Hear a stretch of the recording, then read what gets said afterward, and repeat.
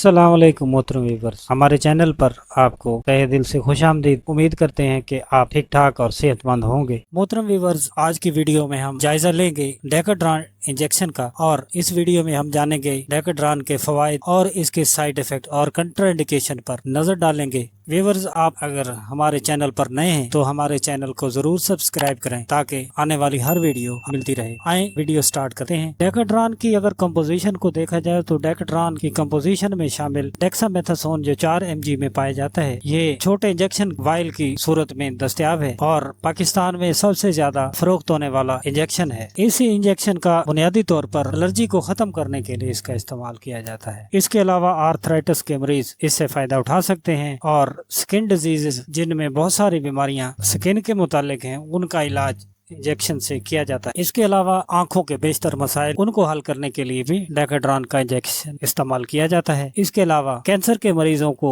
Relax करने के लिए इसका इस्तेमाल किया जाता है जो बहुत और इसके अलावा डेकाड्रॉन का इस्तेमाल कैंसर के मरीजों में भी किया जाता है। डेकाड्रॉन इंजेक्शन बहुत ही ताकतवर स्टेरॉइड है। इसकी ताकत का अंदाजा इस तरह लगाया जा सकता है कि ये कार्टिसोन से 10 गुना और प्रेडनिसोलोन से 6 गुना ज्यादा ताकतवर इंजेक्शन होता है। इसका एक और बेहतरीन और जबरदस्त जो इस्तेमाल है वो ये है कि दूसरे इंजेक्शन का रिएक्शन रोकने इसका इस्तेमाल किया जाता है ताकि मरीज को रिएक्शन की सूरत में ज्यादा नुकसान ना हो। इस इंजेक्शन का असर 4 से 6 घंटे तक रहता है और इसके साइड इफेक्ट का अगर जायजा लिया जाए तो इसमें सीने में जलन हो सकती है। इस इंजेक्शन के ज्यादा इस्तेमाल से बेखाबी हो सकती है, भूख ज्यादा हो सकती है, बढ़ सकती है और ये वजन को भी बढ़ा सकता है। इसके अगर कंट्राइंडिकेशन पर नजर डाली जाए तो ये जिगर के मरीज इसको इस्तेमाल न करें, गुर्दे के मरीज इसको इस्तेमाल न करें और मैदे के अमराज में मुब्तला मरीज इसको हरगिज़ इस्तेमाल न करें। ये आज की हमारी वीडियो डेकाड्रॉन। मजीद वीडियो नए मौजू के साथ हाजिर होंगे, तब तक अल्लाह।